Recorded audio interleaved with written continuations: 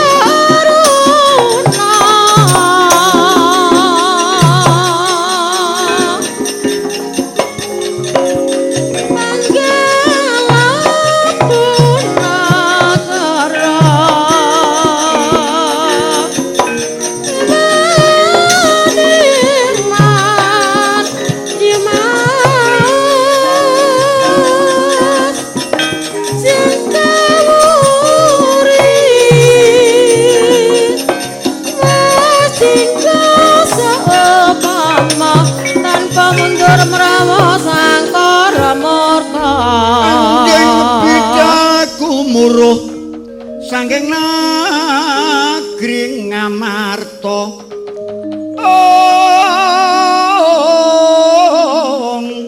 kung ingkang para wadya umyung gumuruh anggegeteri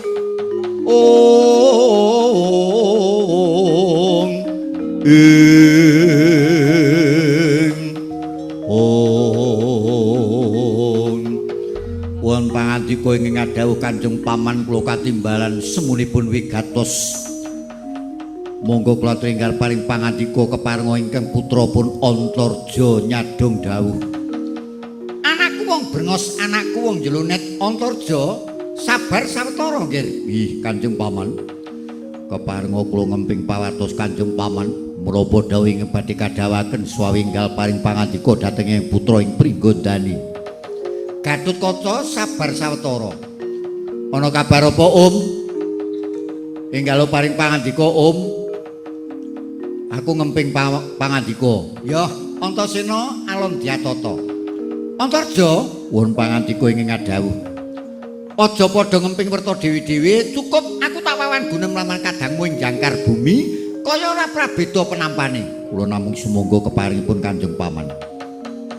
Nalika mau aku ana ing Pancaniti ngadhep ngersane Koko Prabu Puntadewa amargi rawuhe Kanjeng Eyang Resi Wiyasa. Anggone rawuh ana negara Ngamarta amarga diaturi dening Koko Prabu. Sebab Koko Prabu nandhang sungkawa ya menggalihake marang kersane Sudarmamu Kakang Mas Werkudara. Ing dina iki tekane Kang Mas Werkudara ora kena dipenggak anggone kepengin munggah kayangan Jonggring Sloka ketemu para dewa. Amarga Kakang Mas Werkudara nampa pekabaran yen eyangmu Kanjeng Rama Prabu Pandhu Dewanata ora mapan ing swarga mulya nanging mapane ana ing neraka Yamani. Kang Mas Werkudara rumangsa ora trima. Yen pareng mengkone Kang Mas Werkudara bakal nyuwun marang para dewa supaya Kanjeng Rama Swargi Prabu Pandhu dipapanake ana ing swarga, trima Kang Mas Werkudara ingkang minangka ganti mapan ana neraka. iku minangka bukti anggone bekti marang leluhur, bekti marang wong tuwa. Koko Prabu Puntadewa menggak ning Kamar Werkudara adreng. Kanjeng Eyang paring pangandika semune wis ora dirasa dening Kakang Mas. Saengga dina iki meksa budal marang kayangan. Durung nganti tutuk kanggone mbal pangandika ketungka ana tamu nggih. Tamu saking pundi Kanjeng Paman? Ngakune saka negara Giri Kedasar. Kongkonane Prabu Naga Wirupaksa. Arane Gendra Surantaka. Sengadine dhewene bakal nyuwun ngampil jamus Kalimasada. Ning rene Koko Prabu lagi nandhang sungkawa ora bisa ngulungake durung rembugan lawan Pandhawa liyane. Ing kono Kanjeng Eyang paring pangandika. Manawa nalika semana eyangmu Kanjeng Rama Prabu Pandhu nate pinintos Rayadewa mateni Prabu Nagapaya. Narendra saka negara Giri Kedasar. Aja-aja Naga Wirupaksa kuwi anake Prabu Nagapaya. Rewa-rewa nyampil Kalimasada ning kekarepane mung bakal ngudi kiwul marang patine bapakne. Mula dina iki aku nampa dawuh supaya mbalekake Prabu Gendra Surantaka supaya wurung anggone bakal nyuwun ngampil Kalimasada. Yen gelem syukur, yen ora tak borongake marang kowe. Yen niate arep gawe Gendra nang kene, tentreming praja Ngamarta dipasrahake marang tanganmu kabeh para muda putra-putra Pandhawa.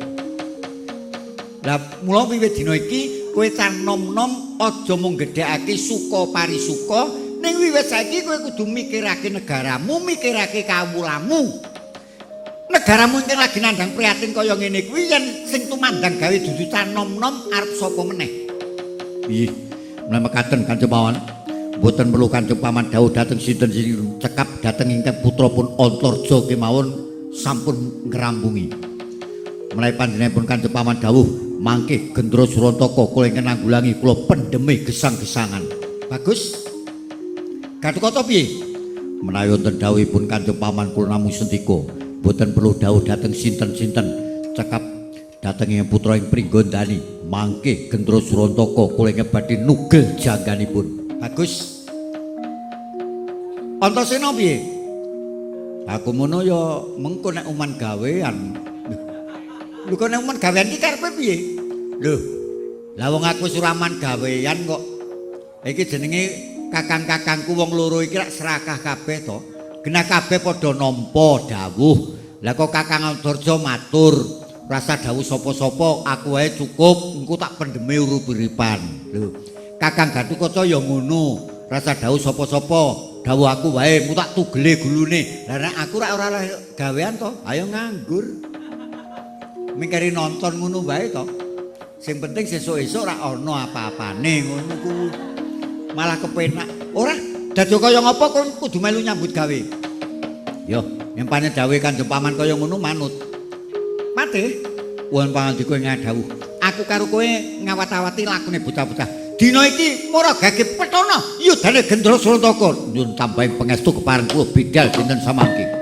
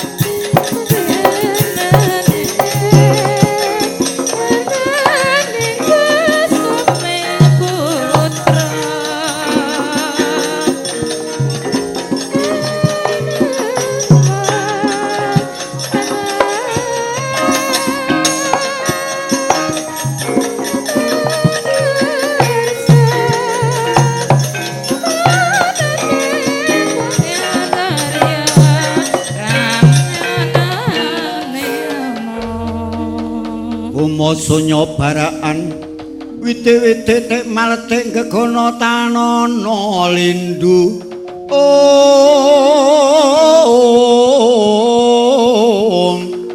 lindu sadosa nirgempang wata ilang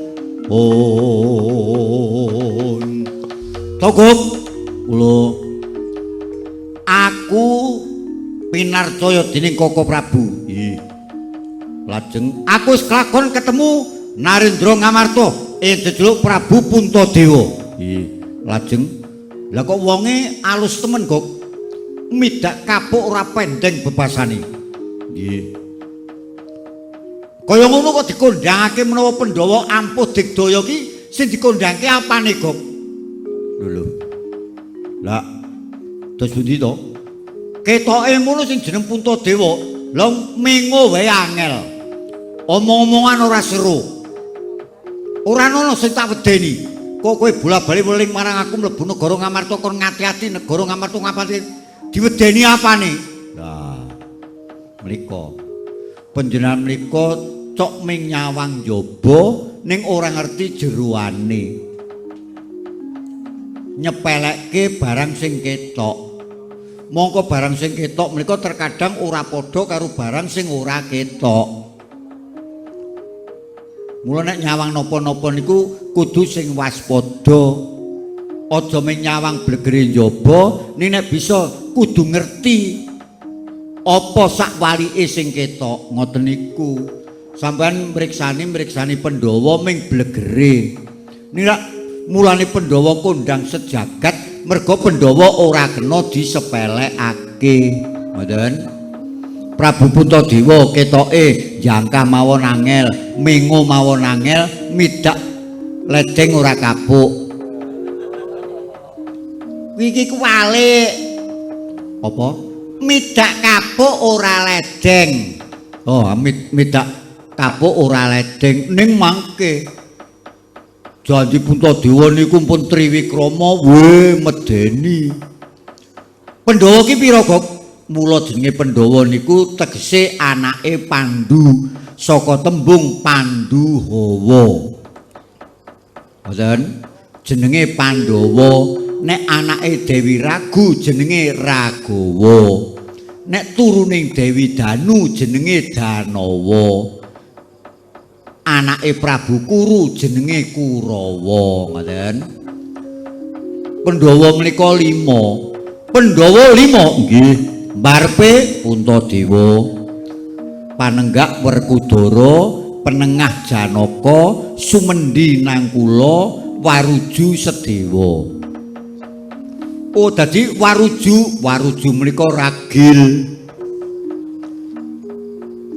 Lho. Ning aku tak krungu kok, Kang.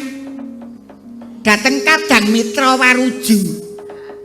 Iki karepe apa? Kuwi sing ngomong merga ora ngerti tegese. Kadang Mitra Waruju ki apa? Mula tak cetha seru kleru dateng konjuk wonten ngersanipun para Kadang Mitra Waruju. Kula ngertos mawi kula menika dipun tresnani dumateng Bapak Camat lho. Dipun tresnani kok dumateng. Dipun tresnani ki ya dening sinangga dumateng Pertiwi. Lamun boten sinangling lajeng ingkang kula mulyakaken karepe kuwi merga kurang cetha no. Piye kurang cetha dimulyake iki nek wonge wis mati kuwi tegese dimulyake. Monggo saiki dong-dong kerep keparenga kula matur wonten ngarsanipun Bapak Lurah ingkang kula mulyakaken. Nah, Bapak Lurah isih urip dimulyake. Kudune kan panjenenganipun Bapak Lurah ingkang minulya. Nah, nek takon Bapak samangke dipun mulyakaken wonten pundi? Oh, kula mulyakaken wonten mriku wetan. Kuwi tegese wis dikubur nang kono wetan ngono. Nah, kuwi dong-dong sing kok ora cetha ki ngono kuwi. Oh, dadi tembung dimulyakake kuwi wonge wis ora ana. Kuwi dimulyakake. Mulane tembung Jawa ki ya pancen angel. Apa ya iya dong. Saya nek kowe ngrungokke kae lho, penyiar-penyiar kae. Waduh wis jan nang weteng mules. Aku nang dalan kaget mergo tiba-tiba ana sing takon aku lho. Tiba-tiba kok dijawabke tiba-tiba. Tiba-tiba ki dumadakan ngono lho. Ana meneh nanggon penyiar radio amatir. Miturut saking gejala-gejala Gunung Merapi dereng badhe njeblug. Wedine mangke wonten bab-bab ingkang boten dipun ajeng-ajeng dumados warga boten perlu sumelang amargi pemerintah daerah sampun menggalihaken segala galanipun. Kuwi tembung apa kaya ngono? Ya kaya kuwi mau. Apa? Ayo lemu ngomongke midak ledeng ra kapuk kuwi.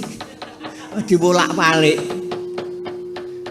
Pandhawa menika gangsal cacahipun, panjenengan mlebet mriki kok nyepeleke Pandhawa kurang-kurang bedane ameng-ameng nyawa. Estu. Apa ampuh-ampuh lho ampuh. Ora ampun nek ra kondang. Puntadewa duwe jamus Kalimasada. Mongko nek wong sing ora kuat ngungkuli ya mati, diungkuli ya modar. Menika Kalimasada. Werkudara menika kagungan kuku kacamata. Apa? Kuku kacamata. Wong omonge ra patrap. Kuku Pancanaka.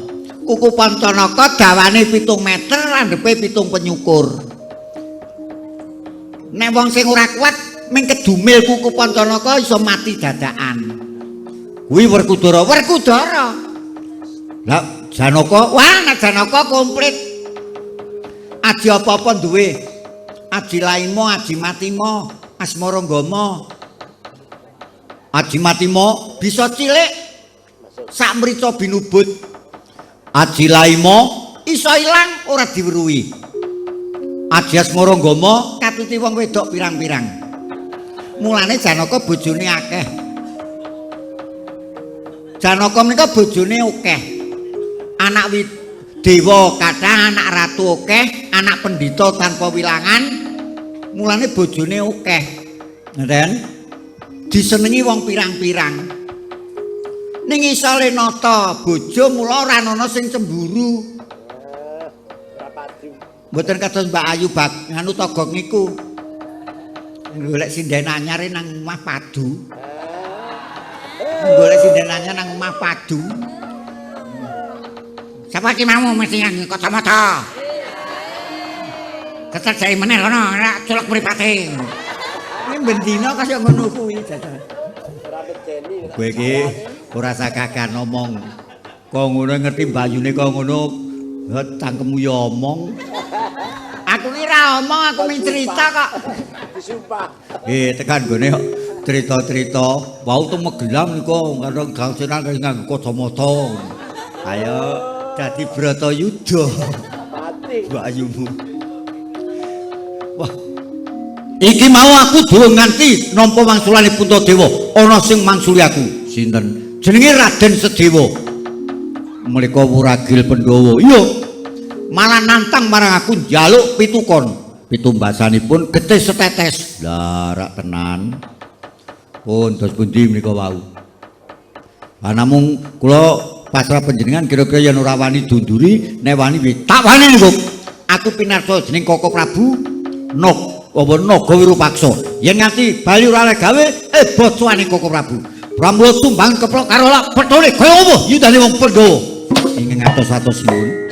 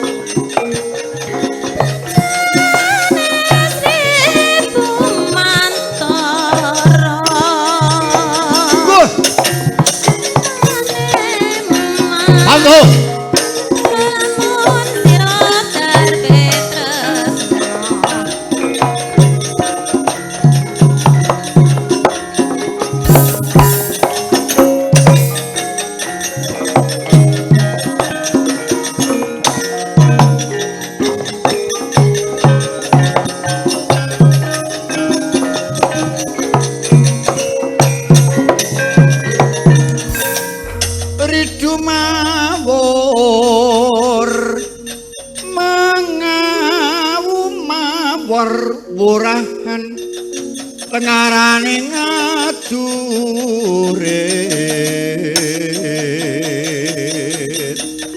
gong maguru gongso teteka ya tula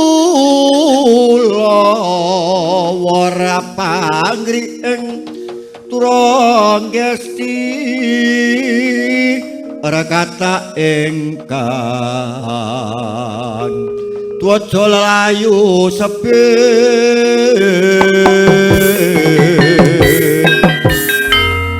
suwening aku ngenteni ana jabaning penangkilan dudu sedewa ing merpeki aku suwe takon marang aku yuk warungka dalem negara Ngamarta sapa Patih Tambak Ganggeng Patih Tambak Ganggeng yo kowe Prabu Gendra Surantaka yo yen kena tak iman baliya aja mbacutake marang kekarepanmu ora ana jamak lumrahe pusaka disilih-silihake lan kowe ora perlu nutup-nutupi kekarepan ingkang sinandi kekarepan sinandi kepiye apa diarani menapa Pandhawa ora ngerti kekarepanmu kowe tekan kene rewa-rewa bakal nyuwun ngampil Kalimasada ning sejatine kowe dikongkon dening ratumu kowe bakal males marang para Pandhawa jalaran bapakne ratumu mbiyen mati dening Siwurun Pandhu Dewanata Swargi ya ora lho kowe lah kok ngerti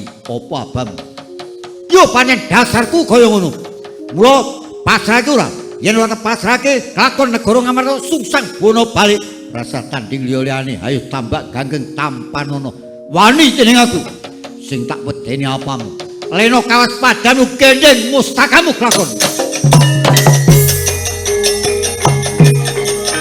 wah wah wah yey ai wah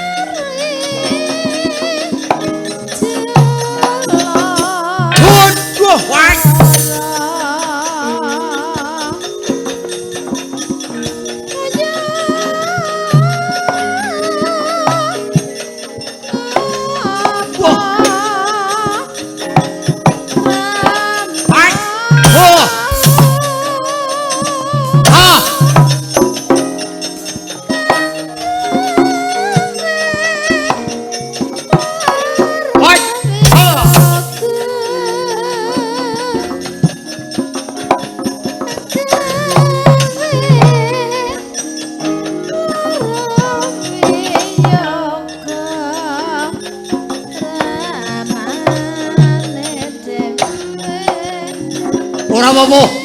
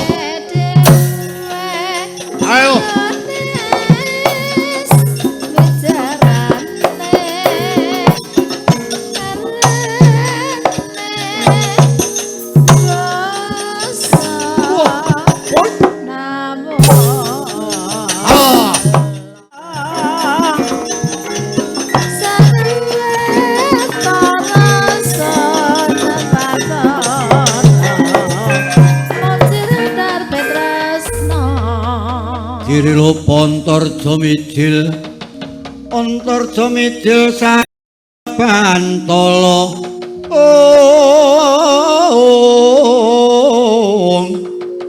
Pejanya minangka tawur samundure tambah ganggeng ana wong gagap pideksa sawa takon marang aku yuk atmadane Kanjeng Rama Werkudara Satria jangkar bumi Raden Antarja Antarja Siti Tulis Naga Bagindo Naga Bewara wah jenenge akeh temen apa abang kowe ingat jejuluk Prabu sapa mau Gendra Surantaka aja mbatutake kekarepanmu yen kowe isih kepengin bali urip yen kowe mbatutake kekarepanmu aja sambat kalingaya terkadang balimu bali aran wah ngedirake marang kaduk dengane aku kuwi bakal nyuwun ngampil Kalimasada yen pusaka diparingake negara tentrem ora tak ganggu gawe nek ora diparingake rasa gakan rembug dajo tekan kapan ora lakon Kalimasada disilih-silihake wah ngemping lorong Genjapati gigit tunggul kulo lakon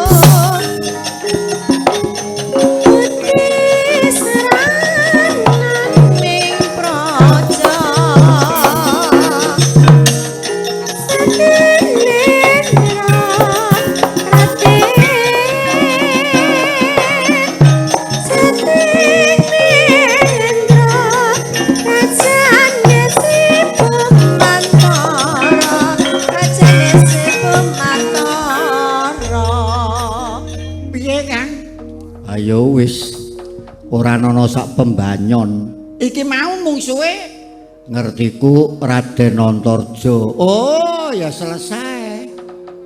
Apane? Ayo musuh kok karo Wangsa Reja. Iki Antarja. Oh, krunguku Wangsa Reja ngono. Kapake kuwi. Ambuh, waduh, dadane gosong. Hah? Dadane gosong. Lho, oh lali ra diwalik iki mau. Umpamane diwalik ngono ora gosong. Kowe iki kaya wong goreng. Mati aku, Guk. Nun, mati aku, Guk, dereng.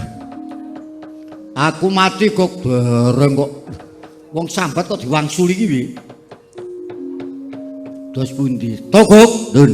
Aku mau tanding jasa karo pepatih Ngamarta. Nggih. Jenenge Tambak Ganggeng. Oh nggih. Pancen wonten menika. Menika rumiyin sak sedulur. Tambak Ganggeng, Ganggeng Kanyut. Tambak Ganggeng, Ganggeng Kanyut nggih. Niku Kuntul Wilanten. Lho, Macan Anggelur. Niku sak sedulur. Kuwi kok nggih. Lah pun napaken. Dhewene ora gondros piye tanding karo aku. Lah kok dumadakan ana satria gagap desa ngakune anak Werkudara saka Jangkar Bumi. Lah rak tenan. Menika Antarja. Antarja kuwi anake Werkudara. Anake Werkudara kuwi pira? Ah manut daerahe. Wana kok manut daerahe pundi ngoten. Nek cara wetan mriko teng Solo mriko anake ming loro. Antarja ya Antasena karo Gatotkaca. Yo ngulon sithik tekan Ngayogyakarta tekan daerah mriki anake telu. Antarja, Gatotkaca, Antasena. Njur ngulon meneh tekan Banyumas papat. Antarja, Gatotkaca, Antasena, Senggini. Lho, lah sing bener ki, sing bener sing ditanggapmu wong kok. Bener nang omah sing arep nggugu sapa? Nggih, jangkeme elek kowe iki omong-omongan. Lah kabeh ki ya bener padha dene ra weruh nyatane kok. Ning mriko pancen anakipun Werkudara patutan kalian Dewi Nagasari. Iya. Nagagini. Oh, nggih sing Nagagini. Nagasari panganan. Karo Nagagini kuwi menika putrinipun Antaboga. Antaboga dewa ingkang pegaweane nyangga bumi. Mulane nek Antaboga ngobahke pethit, bumine dadi ana lindhu. Rening Antarja menika putu ula, najan menungsa ning mawa wisa. Antarja kuwi nggih ndilat ngoten niku mok granyas mlempung awake. Mula nalika mau dhewene tak tubruk ilang. Ngerti-ngerti aku mengo dadaku kaya dicokot apa mak kronyos. Aku semaput ora weruh apa-apa. Ah, yakin didilat niku. Wih lah ora ngira babar pisan. Wong kok mawa wisa. Oh, pancen mawa wisa tenan kok. Mulane niku nek mboten ngadoten negari Ngamarta, niku gaweane teng omah adol plembungan. Kowe iki ana Antarja kok adol plembungan, amin didilat kok mlempung. Wah, kuwi lagi Antarja. Menika nembe Antarja urung Gatotkaca. Gatotkaca kuwi adine Antarja, anake Werkudara patutan karo Dewi Arimbi. Kuwi ya ampun. Wah, ampun magi LGL. Magi LGL ki magilo-gilo ngono lho. Magilo-gilo magi LGL. Daya katyasane apa? Menika pancen saranduning awak dadi gaman. Mergo nalika aja meneh saiki wis akhir dewasa. Mbiyen bayi umur 7 dina menika dipintasraya dewa. Munggah kayangan ngalahke mungsuh saka negara.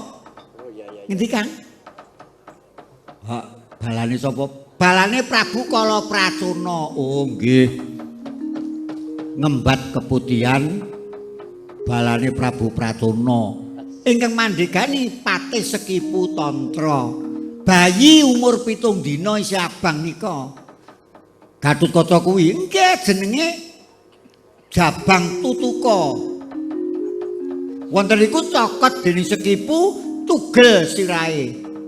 Dening dewa cemplungke Kawah Candra dimuka dijenang. Campur braja, campur pamor, campur wesi sak wernaning wesi. Wesi Pulosani, wesi Balitung, wesi Mangangkang, wesi Mangambal, wesi Mirit,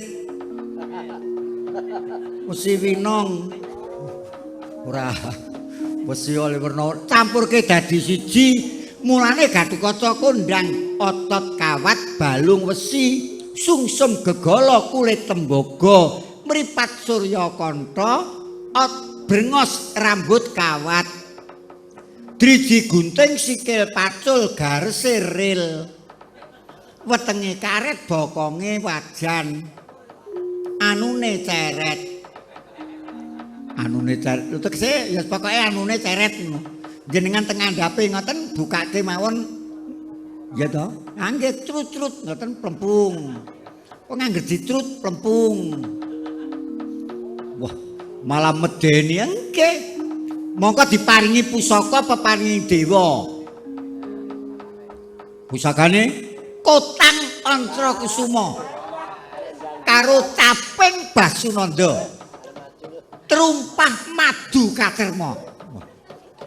Le omong ki cetha seru kleru. Lah kok kleru? Kowe kira tau ngrungokke nek ora ngandel. Ki aku tak nirokke. Piye? Ngagem Kotang Antra Kusuma. Caping Basunanda. Ngagem Trumpah Madu Kacerma.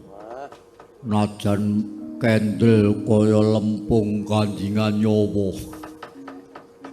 Wah, wong omong ora genah. Menika sanes ana Gatotkaca nganggo caping ki apa macul ngono apa? Gatotkaca kok kotangan apa arep joget dangdut. Karepe menika kawaca Antra Kusuma Cape Basunanda. Tegese nganggo kawaca gambari srengenge, nganggo trumpah padha kacerma. Padaka menika sikil, cerma menika kulit dadi nganggo selop. Menika Gatotkaca mongko drijine gunting. Mula seneng negel gulu. Wah, aku nek krungu critamu malah wedi aku. Kirang pitadosipun monggo pun cobi. Aku lang njabuk. Suwiyo. Kersanipun gampange aku ngendelke menapa Siung Kencana dhewene tak cokot ke taman Siung Kencana mesti bakal mati. Oh nggih. Siung Kencana mriku rak ampuh nek teng ngrika-ngrika ning teng mriki aja dindelke tenan. Kurang-kurang bejane malah siung sampean dicopot, mangke malah dicantelke teng pager. Sumiki lho. Nyumangga kening piweling kula ngatos-atos Antarja ketana ngarepku ke taman Siung Kencana rampung nyawane kelakon.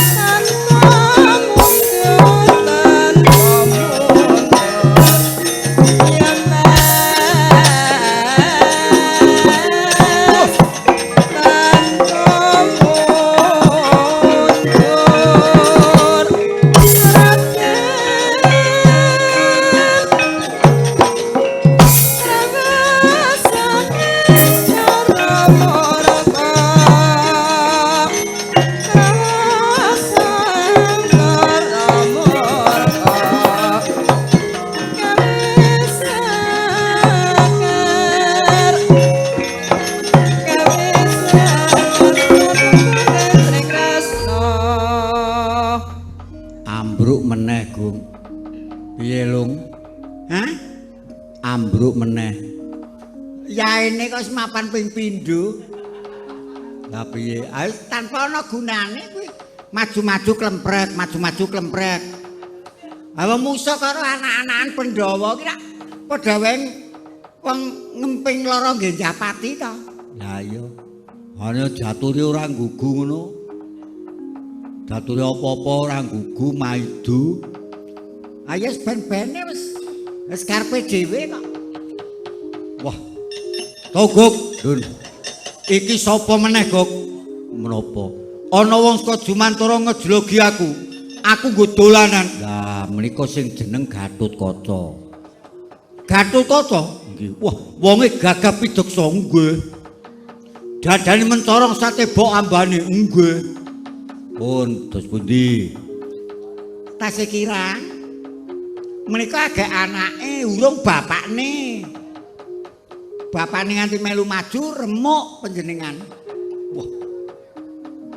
Aku isih durung percaya lah nyemanggaken. Gatotkaca gigit tukul gulune.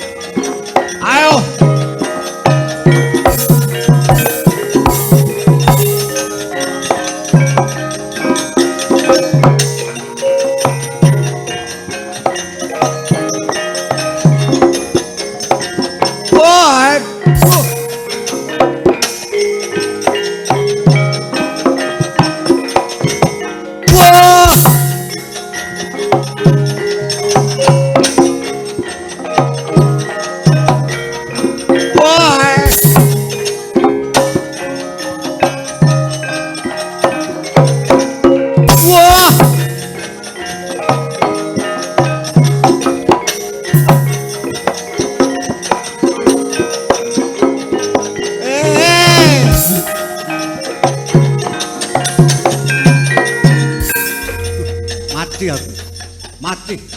Togok. Tak kandhani kok.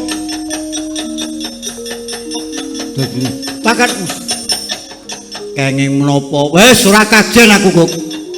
Mboten kajen dos pundi. Apa memper? Aku iki ana negaraku kajening wong. Nggih. Nang kene malah rumangsaku kaya nggo dolanan. Lah wau ngajeng Gatotkaca tak gigit semaput. Tak getak dawene kontal. Ngerti-ngerti Antarja Jemudra bumi didilat aku semaput. Tak tubruk ilang Gatotkaca ngejlogi saka dhuwur. Aku semaput tak delok mendhuwur ora ketok Antarja dilat saka ngisor. Nggih. Aku waspada tak delok dhuwur ngisor dhuwur ngisor.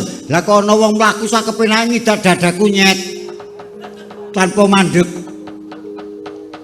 Nggih. Sapa kok menika mbok menawi adine Gatotkaca. Sapa? Antasena. Kuwi Antasena nggih. Menika turun iwak. Lho kok turun iwak piye? Putune Bathara Baruna. Menika pun digodhog wis ra mateng nek nika. Digodhog ora mateng, ampun malih kok ming wujude titah dewa mawon do gila karo Antasena. Wah, apa ya nggih sing jenenge Bathara Yamadipati niku nek weruh Antasena kaya dene kamigilan. Sebabe critane biyen niku dheweke le dadi kaya ngono merga cemplungke Kawah Candra di muka. Nek waune nggih bagus, apik. Ning kengkayangan dening Bathara Yamadipati cemplungke kawah, metu saka kawah dadi mbambung ngoten nika. Mulane duwe dhewene sumpah lek nyembah dewa kaya ngapa, lek nyembah sapa wae kaya ngapa. Tekan gone kok aku malah dadake kaya ngene. Aku sumpah selawase urip arep karo dewa karo sapa ora arep basa ora arep tak ajeni. Dadine Antasena mbambu ngoten nika. Oh, dadi maune merga dicemplungke Kawah Candra Dimuka dening Yamadipati. Mulane sepriki-priki nek weruh Yamadipati gila. Ning lak dadi mantune. Sapa Antasena ki jare dadi mantune Yamadipati. Apa ya Iya mangakut gek dadi pengantene teko kok. nang endi? Kok ora ngerti. Aku ki teko nalika pengantenane Antasena dawuh karo anake Yamadipati jenenge Yamawati. Jenenge Sing nekseni Yama Kesuma. Yen bareng duwe anak sing dadi bidan kuwi wong kono jenenge Yama Srentel. ora omong-omongane. Wah, aku nang kene malah dadi ora kajen kok. Nggih. Kersanipun wis cethane aku ora gawe. Nggih. Lajeng dadi aturana ngersane Koko Prabu bali marang negara. Giri kedasar suwawi kula dherekaken sinuwun.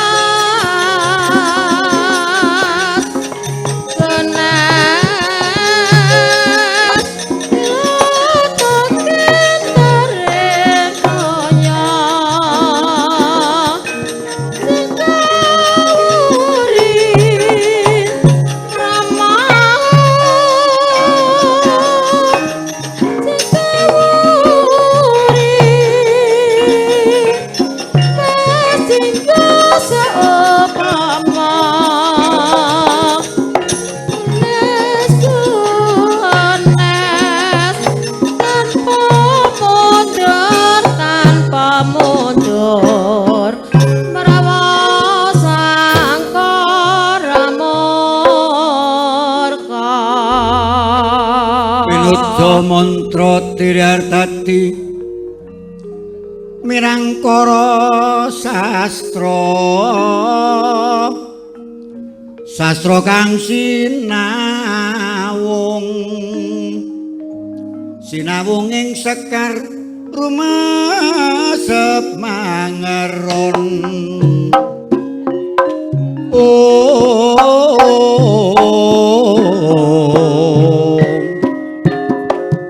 mangeron-roning driya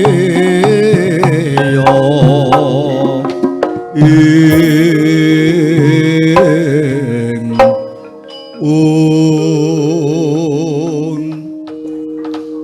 kula Pantarja won pangandika ing ngadhawuh Kanjeng Paman kepriye kabul kawusanane nalika mau kowe nampa dawuh timbalanipun paman supaya ngundurake Prabu Gendra Surantaka.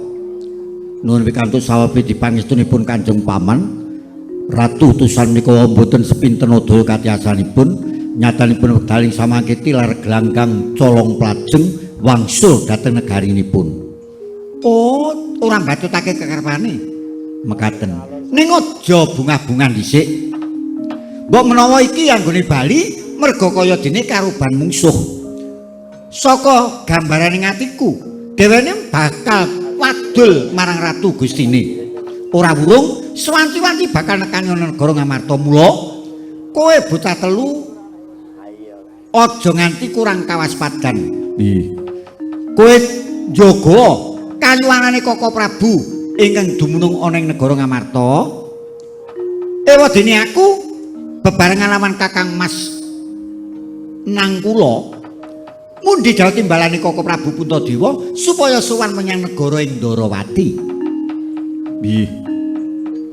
Nglorening aku sakloron bakal ninggalake praja mangsa burunga katentremane negara Ngamarta tak pasrahake marang kowe putra-putra Pandhawa sewanci-wanci mengko ratu nggiri dasar tekaning kene mbok menawa kowe kang bakal bisa nrenggalani. Nggih. Menawi mekaten kula namung nderek pangandikanipun Kanjeng Paman. Kula semanten ugi Kanjeng Paman. Tambah ganggeng Won pangandika ingkang dawuh. mangsa burunga lemu Pranata Praja aku bebarengan Kakang Mas nang kula ninggalake negara sowan menyang negara Ndrawati. Ih, nderekaken luhur tindak Paduka Raden.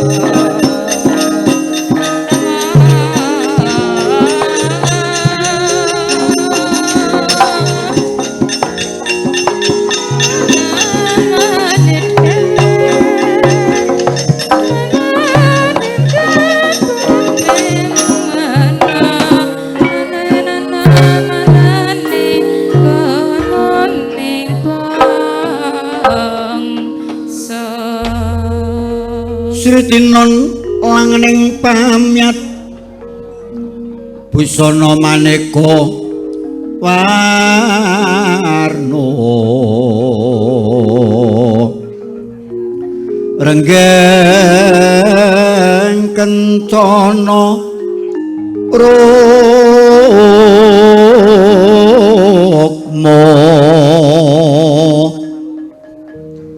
obro bandera layu kumitir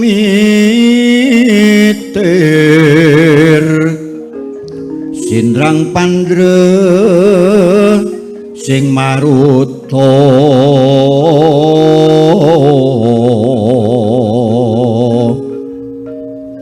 serna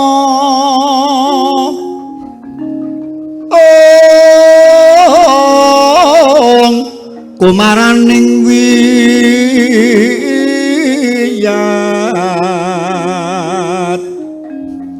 mantyan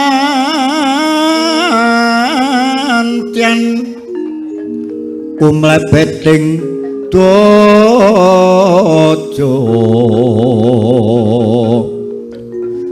sobrasta kayu kang kaprapal puspita andraing siti ran mawur katya pengangen kokelah biar